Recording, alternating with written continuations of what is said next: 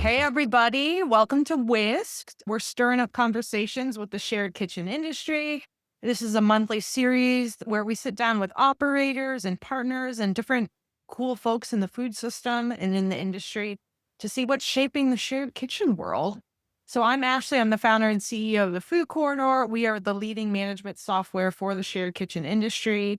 And through our department, Kitchen EDU, we support hundreds of shared kitchens with tools and education and resources and friendship so we can help them operate more sustainably and grow with intention. Each month, we do a little deep dive, a little dig into real conversations with real people and to see what's working and what's not working, what's challenging, what's interesting.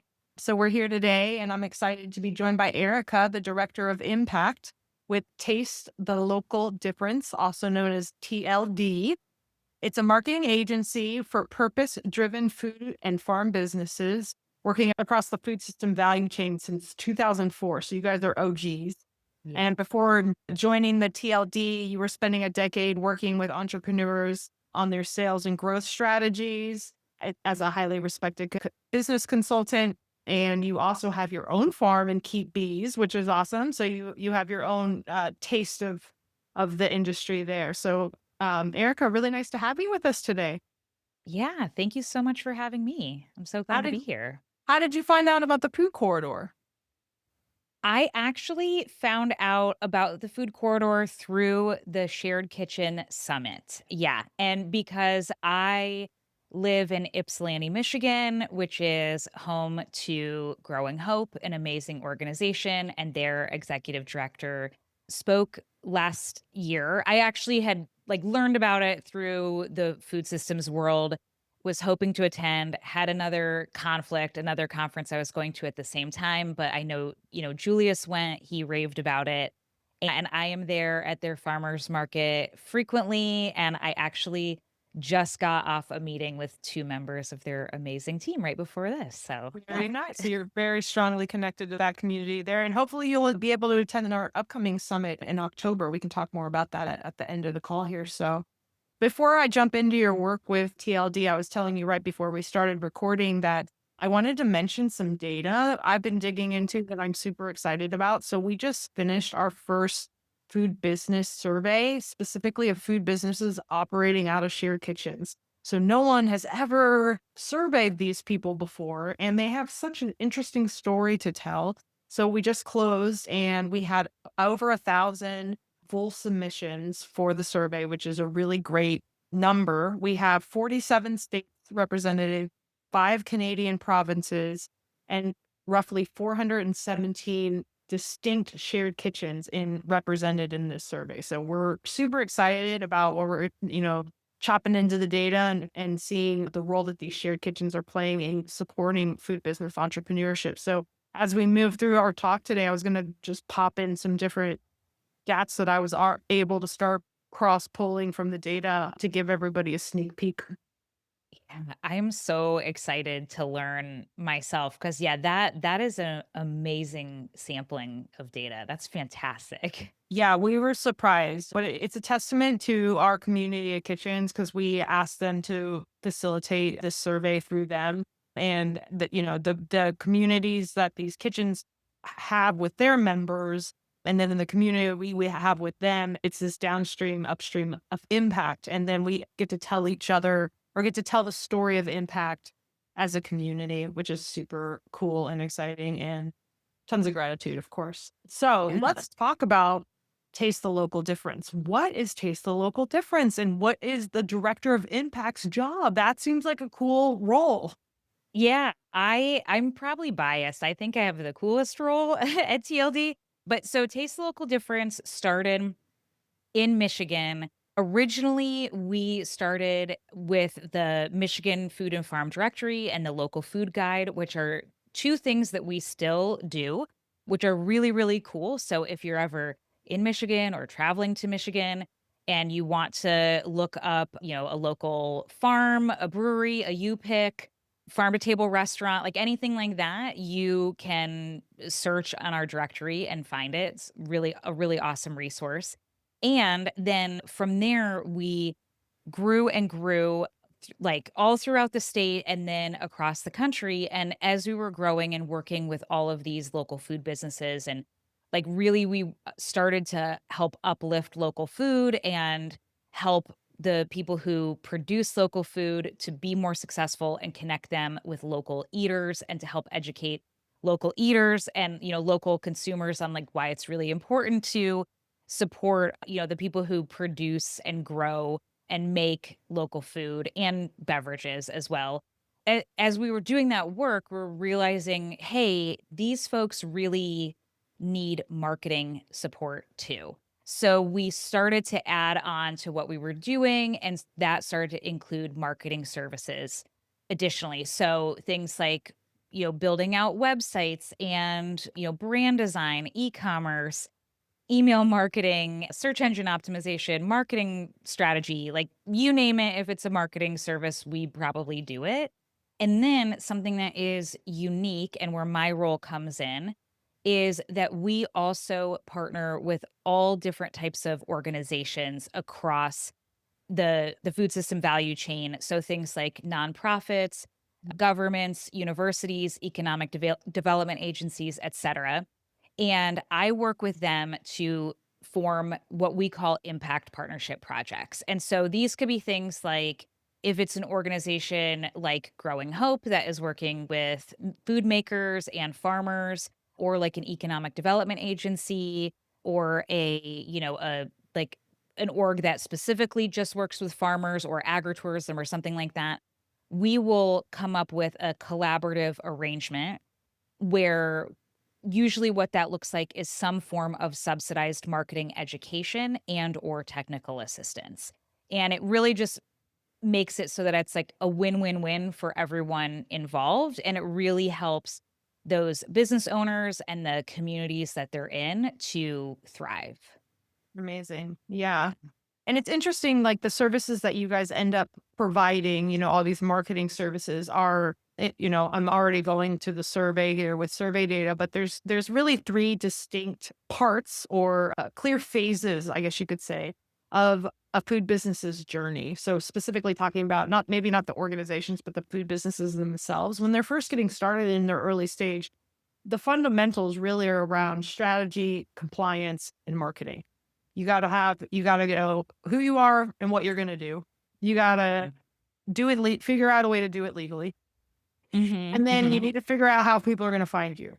And if you don't get those 3 things right in the beginning, you're rarely gonna move on to phase 2, which is a middle stage kind of business development, which is you need unit economic stories. So it's more pricing and financial literacy and sales and kind of scaling up that part of the business. And then the third part that kind of showed its space in the survey data, the more mature businesses focused on operational scaling. So things like hiring, distribution, and capacity. And all 3 stages need storytelling because your story kind of evolves along with the business. But can you talk about how critical storytelling is for a food business in that first part of the journey where they're just learning their own fundamentals around strategy, compliance, and marketing, but how it's going to kind of set the DNA for the business moving into those next phases?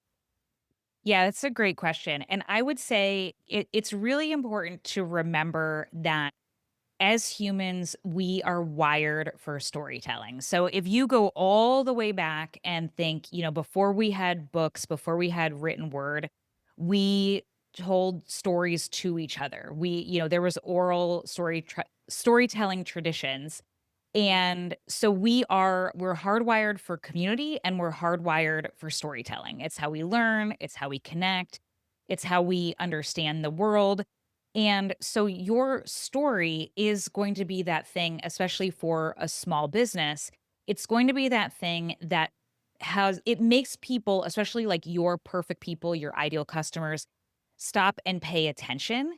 It's what will help them remember you. It will allow you to stand out, and it will make you more shareable, right? It's easier for somebody to tell a story. Like if let's say you're making jam, right? There's a lot of great jam out there. If you were doing a taste test, of like unlabeled jams, there's probably a lot of delicious jam. And but that can be forgotten, right? Like a flavor can be forgotten. You might remember that it was delicious, that you loved it, but the thing that will really remain, the thing that like when you think about when you're chatting with a friend and you're recommending something, a lot of times you are talking more about than just like the flavor. You're talking about the experience, or you're talking about like, I went to the farmer's market and I was talking to the person who made it, and they were telling me this, that, and the other, they're about their whole story, right? And like that is the thing that really sticks with you, that it spreads, right? It's kind of like the like It TED jams Talk. friends. Yeah, yeah, oh yeah, exactly. Totally unintentional pun there, Fun. but yeah, Yeah, we like like a pun. we love a pun, but, like TED Talks, like, I think their slogan is, like, "Ideas that spread," or something, right? Yeah. It's like those that is the thing of story, is that kind of like a vibe or an emotion. It is the thing that sticks around longer than just the product. Yeah. And I think like even more so today with the young people, I think the young generation are they're interesting consumers. And I think Mhm.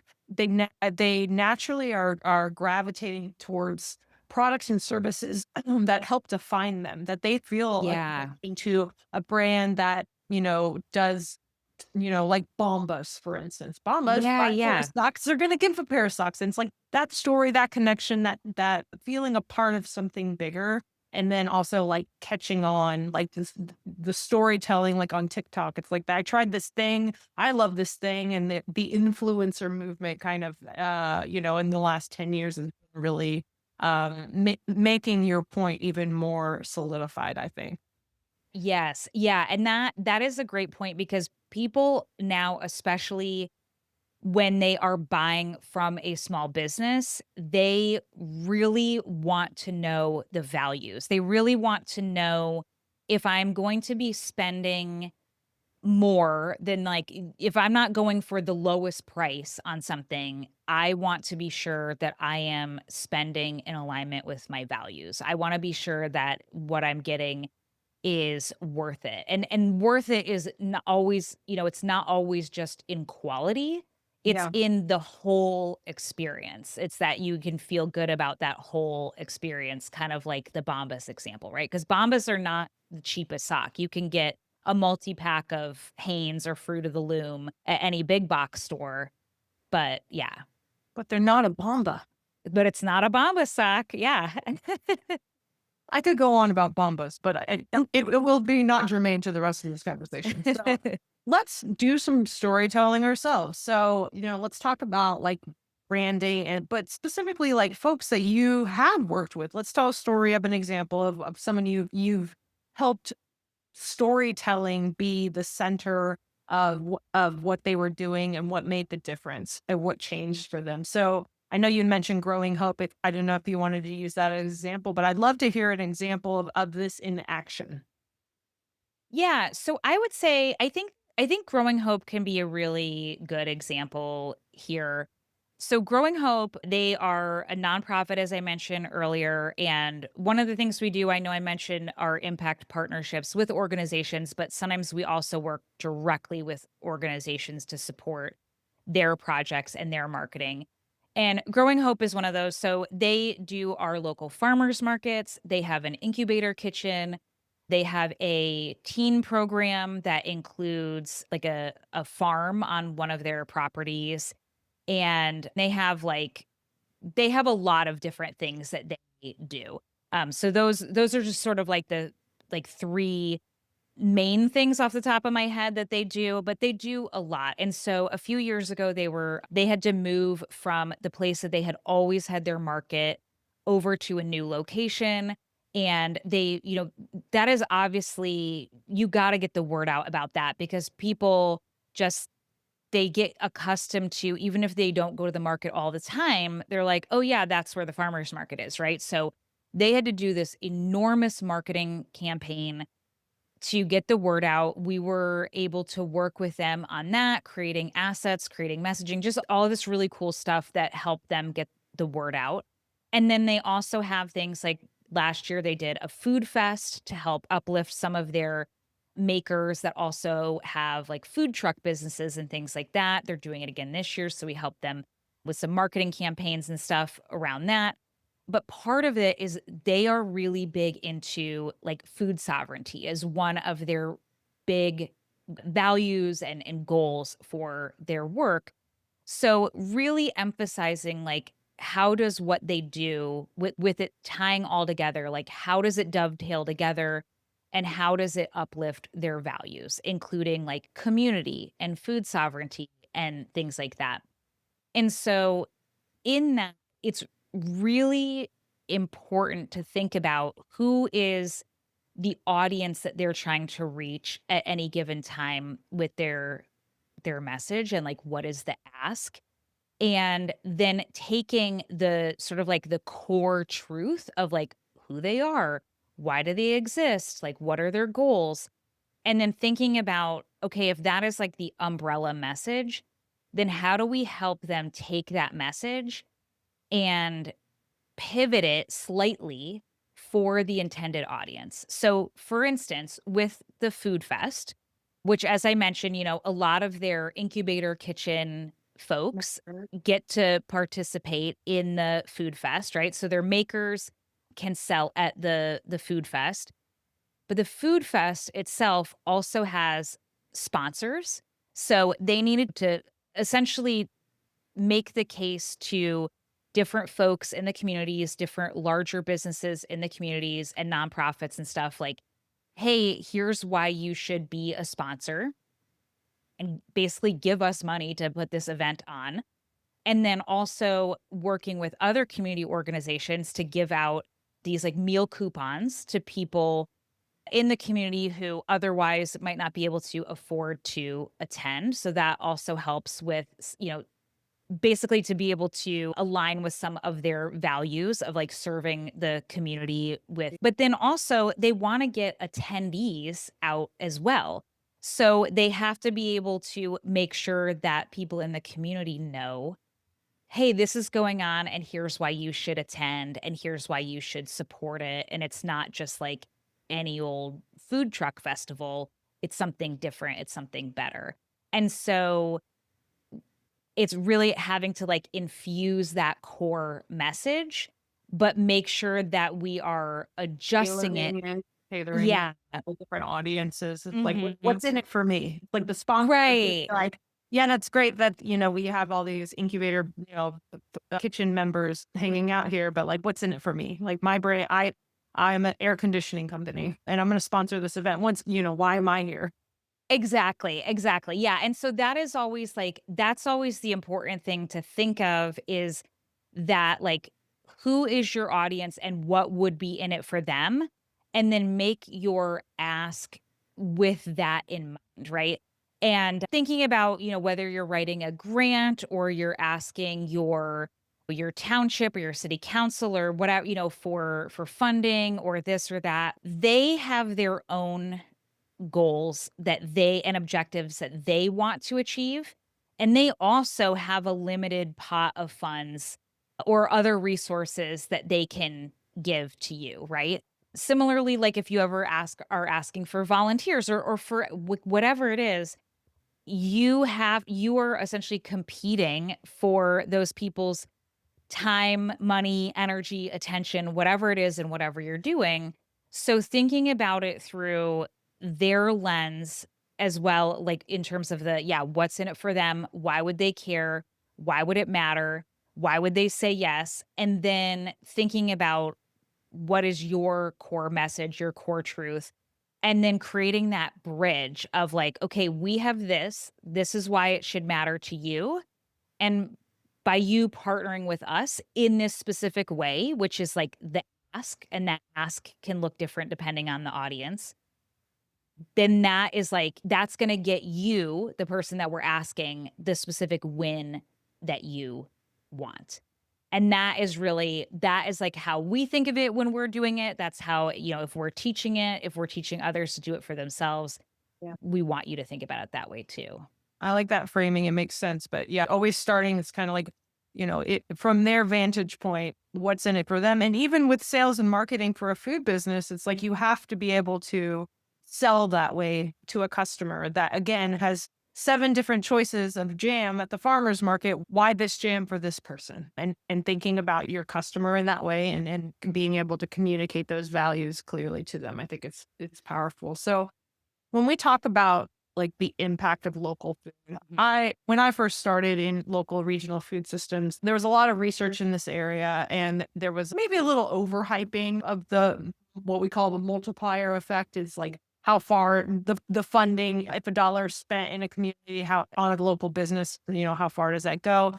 And I ended up studying Aggie under Dawn Thilmany McFadden at Colorado State because she actually focuses really heavily into this space as well. But there's this idea about the local multiplier effect and money staying in the community, but also jobs and connectivity and stories and fresh food and all these beautiful things that we know intrinsically are important, sustainability and security, all of those things. And you help organizations communicate those things as well. I have 2 stats that have come out of this survey that I actually think are going to be really powerful for shared kitchens to help tell their stories. One of them is that 64% of the food entrepreneurs in shared kitchens reported that they source from local farms, farmers market, or food hubs. And I feel like that's pretty high.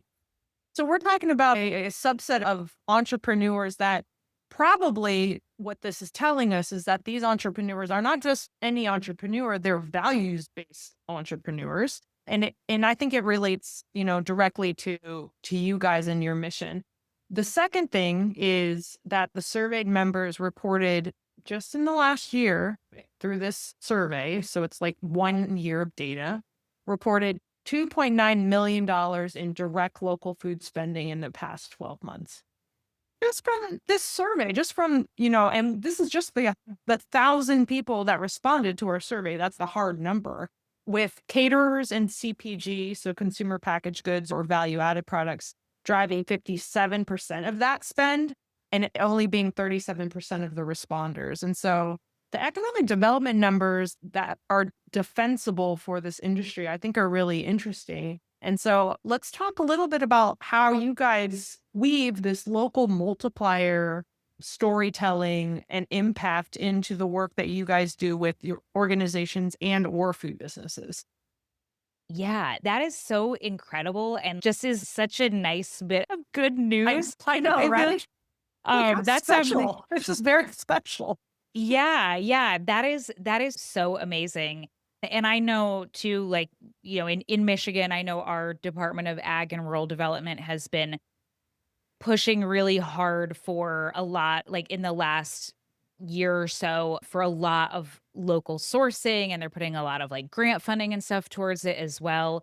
So that is fantastic. But yeah, we have a really beautiful graphic on our site that our communications director, Emily Rao, she's also a really talented illustrator, made on a page that is titled Why Local? And it really talks about the local multiplier effect and how essentially it's like, money that is spent locally is like stays in the community at 3 times more than, when you spend it at like a big box store, right? So, Seems um, about right.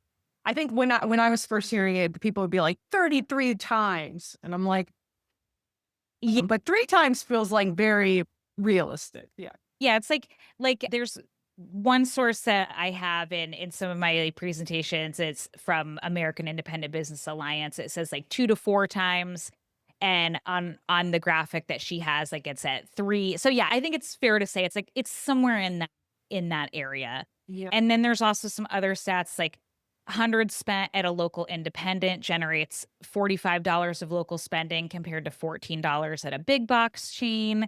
52.9% of each purchase at a local independent business gets like recirculated locally compared to less than like 13.6% of purchases at chain stores, which is from Civic Economics. So yeah, I mean, essentially all that to be said is like, it's when you have a big box store, because of how they're set up and run and tax breaks and everything, a lot of that money just leaves the community like as soon as it's spent there, right? Whereas if you're shopping from a local brick and mortar or at the farmers market or anything like that, that typically is somebody who is living amongst you, is a neighbor, is a Neighbor. community member. And so they are taking that money and then they are re-spending it directly, a lot of times, a good chunk of it back within your community. And then according to your new data, like they're also buying from other people in the community, which is really, really, really great and really important. And I have one of the webinars that I've done, one of the presentations that I have done that is actually for like municipal leaders is on like food system resiliency and, food security, especially in an era of a lot of climate disasters and instability and all of this stuff where, it Pandemic. is, yeah, pandemics, horrific weather that can just take out a road for weeks. It can take out power. I mean, I don't think that there's a single community that hasn't been impacted horrifically in the last 5 years Yeah. by extreme weather and yeah, obviously pandemic too, and even just really bad flu seasons and stuff. And so it is crucial from a Security. economic point of view, from a national security point of view, a health security point of view, like all of these things. It is really crucial that we start investing in these local value chains and get people, tied in together and really support this, because if something is blocked and those Cisco trucks can't get in, or there's a further back supply chain disruption. I mean, I know I've heard stats. It's like there's only like 72 hours worth of food in a local community's grocery stores at any given time. Like it can be really, really scary. And I don't want to like fear monger, but I do think that there are a lot of positives to investing in this. And so Not we like like, nice yeah, to have. It's a must have. And it's a must have. Yeah. anyone that has lived through this like sees, oh, like all of a sudden when the grocery stores are empty or whatever, all of a sudden it's kind of like, oh, like this is really, we're living in, a one emergency away from, hunger. And that is scary. And for some people they live in hunger already.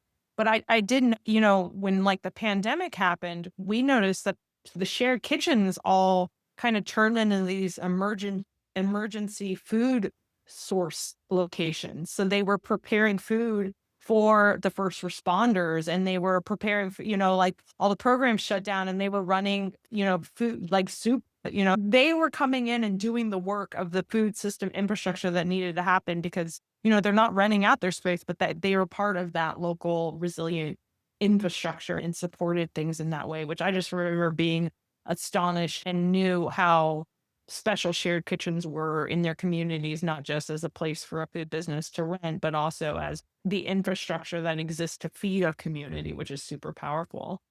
Yeah. Yeah, absolutely. And even just this last fall, I know Growing Hope, again, a lot of kudos to them, because with the SNAP gap, I just wrote an article on this for a local paper, but they were very proactive and like they anticipated something like that would probably happen. And they had allocated funds set aside and worked with their community again through their storytelling. They're really great like with this. And as soon as that snap gap happened, they jumped into action with like a backup emergency plan and were able to help people who lost benefits. And yeah, it was really incredible how they stepped in for the community. And in that process, were able to help our like local farmers at the market to, and some like prepared food people and stuff, to be able to sell their products and be compensated too. So it did help the whole value chain.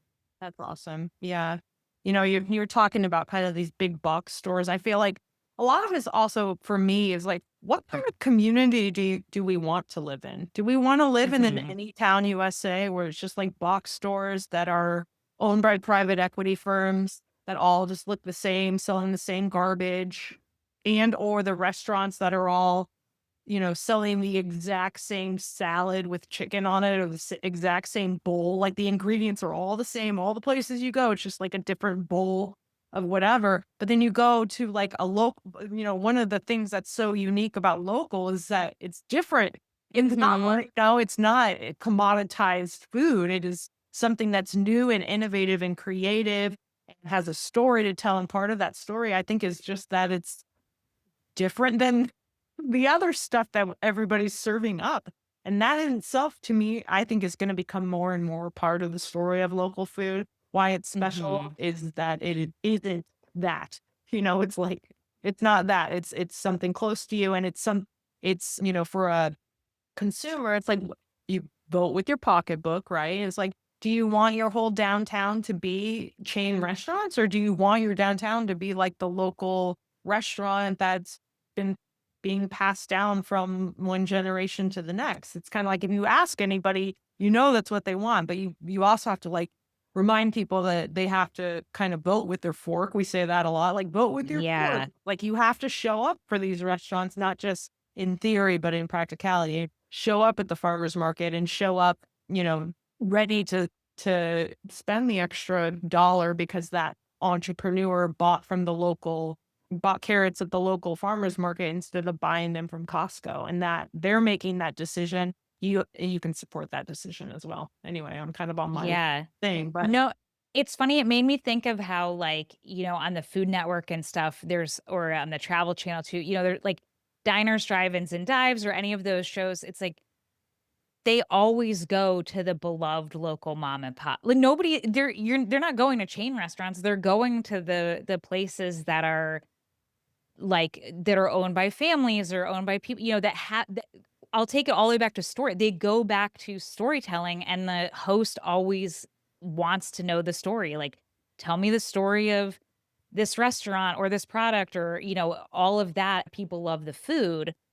But if you think to like any of those shows, a huge part of it is like people love the story of the place right. too. Like, that is They why feel it's part of the beloved. story. They feel part like, "This is my local diner." I feel they feel a part of it, and again, that is all this storytelling is like, you want your regulars to feel like part of the family, It's like Mhm. they're showing up that way, and I think that that's where these folks have an edge and will always have an edge when it comes to marketing. But as a small food business, I think it's hard to refine the story. You want to tell everyone that you're doing it everything, and you really need to kind of make it bite sized and make it accessible. So that can be challenging.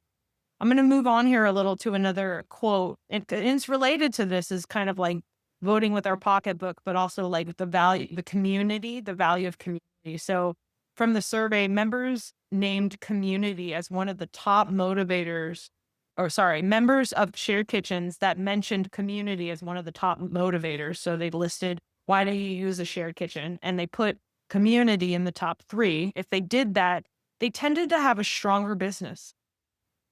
They tended to have better sales by 17 percentage points and the highest over $100,000 in revenue of any major segment. And it's really interesting because they're the ones that are valuing communities, like, if it's showing up in their branding, we cannot tell, or their storytelling. But one has to assume that if they value the community of a shared kitchen as one of their top motivators and they're doing well financially, maybe that something is coming through there. And I thought that that was really interesting. So I do think that the value storytelling, it lives and dies here. And this is kind of where you come in. When you're coaching a business, how do you push them towards these community driven framing for their marketing?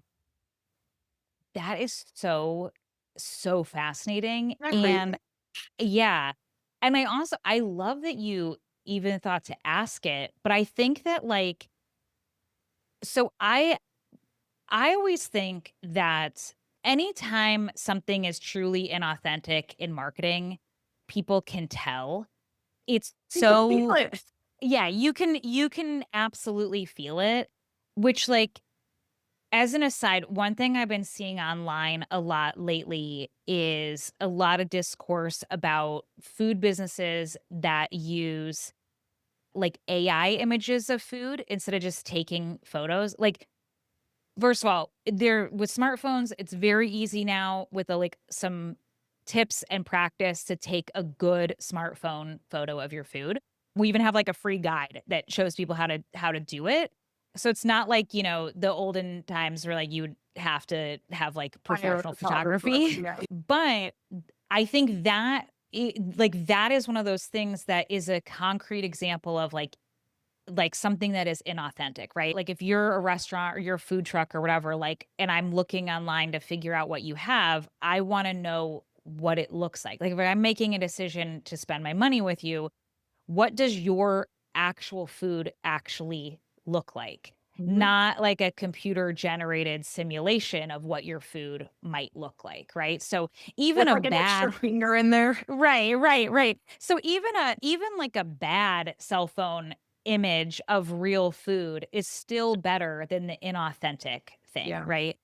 And so I think too, where less so than like a pushing people toward like a community driven framing is more, I feel like what we try to encourage people to do is think about ways to market within the community. Because I think people get very siloed into what am I supposed to post on social media? Like that is typically what it is. Like just it's marketing equals social media and therefore like how am I supposed to win at social media? Whereas like marketing is so much more than social media, and a lot of times, especially for a small local business, is you can get a lot of leverage by actually connecting with with the community, with having different things where you are, doing collaborations, where you are participating in events, where you are so if you think about it, if you're in a shared kitchen, you are already interacting with a lot more people, right? You already have people who know you, who are engaging with you, who are probably trying your product, who get to know you as a person. Those people are now going to know you, talk about your product, hopefully in positive ways, and Yeah, then right. maybe you can like collaborate together in different ways. If you then are taking your product and you're going to farmers markets or you're doing food truck events or other vendor events or anything, that is being part of the community, right? If you are out and you are actually engaging with people rather than just thinking, what do I need to post on a platform that hopefully the algorithm will show me to the right people, that is going to be a lot more challenging. I also feel like with a local business that the story is what you're doing. The story Yeah. is like, here's a reel, we're packing today. Here's a reel, I'm baking today. Here's a reel, we're packing up for the farmer's market. We'll see you there. We're at the market with our friend. You doing the do, you running your business, you operating your business is the content. You don't have to come up with these like cute, weird, Yeah. out of the box things. It's just like you doing the business is the content. I was thinking about the AI thing. I am in a bunch of cottage foods Facebook groups, and I love watching these early stage people trying to problem solve and figure things out. Da, da, da. But one thing that's just so striking to me right now is how many of their AI generated logos look exactly the same.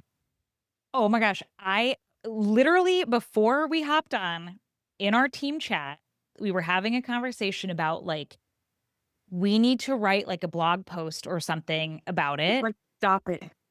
It Like, please, have your please. daughter draw the logo, have your Yeah. cousin draw it yourself. That will look way more authentic than the stuff that like, they all look exactly the same. They have this, like, it's cottage food, so they put the word cottage in there, and it's bread, so they put the loaf of bread, and they all look exactly the same, and I'm like, "Stop. You have to stop." Because, I mean, all you're doing is commoditizing cottage foods, and that is, like, the last thing that we wanna do is, like, make them all look exactly the same. Yeah. It is. Truly, and if somebody is like, if they're listening and they're like, oh, I know, but like my neighbor told me that I should, and it's great because it's cheap and like whatever. I get it. I understand. But your neighbor that told you that is not an expert and they have led you astray. And I'm very sorry to tell you to be the bearer of bad news. No. The Yeah, answer is just a flat the way the consumer perceives yeah. it is kinda like, yeah, Yeah. that authenticity thing where there's a sniff test, that's exactly what that is.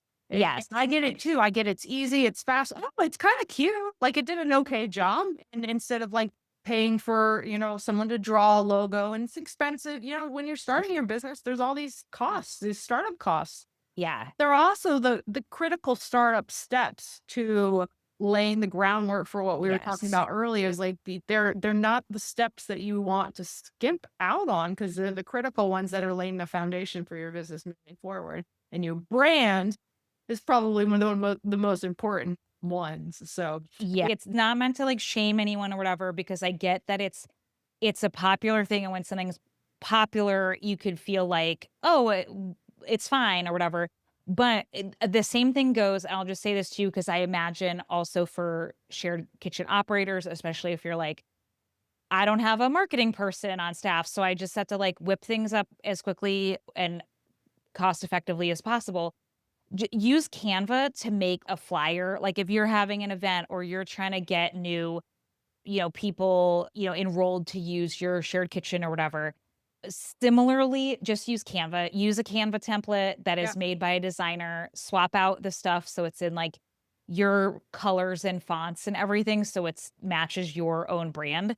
Because again, also in our chat that we were literally just having this conversation, I was saying that one of the things that, if we do go ahead and like write this blog or whatever, that we should include is that I keep seeing also online a lot of discourse of people who are makers and crafters and all sorts of things who are like, I will no longer participate in events that, craft events, community events, whatever, where it's like a call for vendors. If the flyer is made in AI, and I've also seen people now who are like, I'm not going to be shopping at businesses where if they're all of their marketing and all of their flyer like, if all of that is just, like, AI generated slop flyers and stuff, I'm not doing it because, like, it just gives me a bad first impression. it's like It gives dating. You get the ick. you get the ick, and so, like, I get that it may seem like, Yeah, and it's "Oh, fast this is and the easy, cheap yeah. thing," but it can absolutely unintentionally destroy your brand and your business. I mean, it's that Um authenticity. It's like, don't take the human out of it. And I think now in this era of AI, it's gonna that the juxtaposition of those things is gonna only be enhanced over the next 5 years. Like you're feeling that now. We're Mhm. just now start like you're talking about where like people are starting to talk about. I'm seeing it in how it's how it's integrating into the food business marketing stuff, and it's gonna be. I think this conversation is just the tip of the iceberg. So we're gonna have you back again. Maybe in like a year to like touch base and be like, look how much has happened. I gladly will because it is like it is something that I feel really bad and listen, I have been an entrepreneur many times over. Like, I get the struggle, I get the hustle, I fully can empathize. And yet, it is not the solution. It is just not the solution because, yeah, it is one of those things like a brand is a visual representation of your story. Yeah. And people are funny. Like, a brand my brother is a long time, many decade professional brand strategist and designer. Mhm. And there is so much brand psychology, things that we don't even realize that our brain does when it looks at things, like, Oh, in like, this is like the Cracker Barrel thing. The Cracker Yes! Barrel revamp? Rob's Red Mill just rebranded. Did you see this? Oh, no, I haven't. I'll have Yeah, to Google right you'll have to after. go see. Their rollout is very well they use storytelling for the rollout of why they changed the look and feel of the brand and what was the impetus of it and what it represents. It represents like a hand painted sign from Bob's Red Mill. So it harkens back to their origin story. But the way they roll it out, they tell the story. Here's why we're changing this, and they show the progression of the brand. But then you compare that rollout to what happened with Cracker Barrel changing their brand, and it was just like everyone was like, "No way!" It's like, gotta Yeah. know your audience, man. Don't take the old man out off the rocket ship. Yeah, that is it's so fascinating, and yeah, I can't wait to check it out, but yeah, I think that's like yeah, to that point, like, knowing your audience and knowing what they care about and, like, how it might be received and yeah, the whole thing. It's a good case study. You'll have to add it to one of your presentations coming up because I think it'll be it'd be interesting to talk about the juxtaposition actually, or write a blog about the rollout of Cracker Barrels versus Red Mill. Why did I saying it wrong? Bob's Red Mill. Love Um, that company. And he would I do be at too. the shows. He would be at the Specialty Food Association with his little hat on. He was behind the booth. The face, I mean, he was there all the time, and he's passed it on to his family, which is lovely. But anyway, that's a great example of somebody authentically them, puts themselves in their brand, knows who their customer is, just like that company that's done it really well. So we can end on a like a power player in that space. The high So, note. Erica, this has been so fun. I wish we had like another hour, but we don't. But we'd love to see you back in the future for another whisk conversation. Love to see you coming to our Chair Kitchen Summit. If you're not planning to already, we'd love to invite you and have others come and meet you in person. Do you have any final words that you want to tell us about yourself or where they can find you on TLD?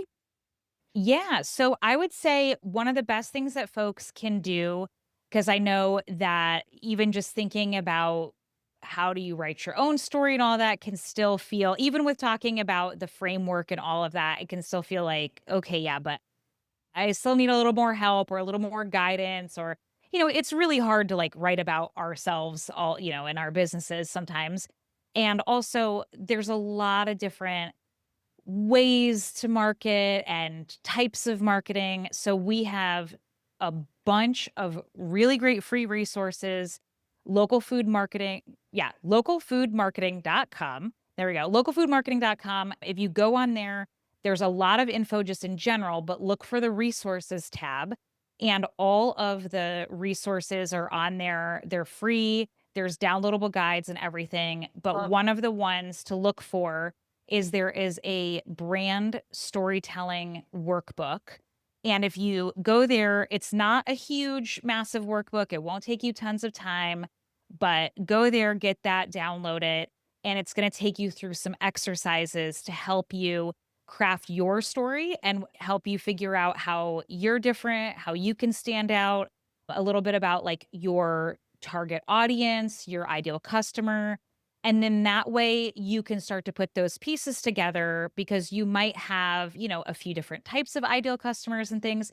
And so you can start to think about that bridge storytelling exercise from earlier of, okay, this is me, this is who I'm speaking to, and then this is what makes me special and why they might care. And then as you're thinking about marketing content and all of that, that is where those little asks come in. And asks can be all different types of things, but that should help give you like a general framework that it. then speeds up everything else, like your website copy, your emails, your social media, Get you anchored and thinking it all through. of it. I love it. I think that's a great little Sunday activity. Go to a local coffee shop or Mhm. local restaurant and, put your headphones on and just get in the zone and spend some time thinking through your brand and your own story. I love that. It sounds like a good task. And I love that that's available on your website for anyone to just go download. So very actionable follow up from this call. So that's amazing. Great. Erica, thanks so much for spending time with us today. It's been such a pleasure telling stories with you today. Yeah, thank you for having me. This was so much fun. Awesome. We'll see you next time. Thanks.